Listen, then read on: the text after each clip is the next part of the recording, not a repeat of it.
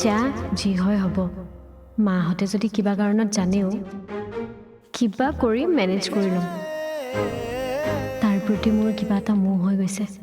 এৰিব নোৱাৰিম চাগে মোৰ এনেকুৱা লাগিছে ভগৱানে যেন তাইক মোৰ কাৰণে সৃজন কৰিছে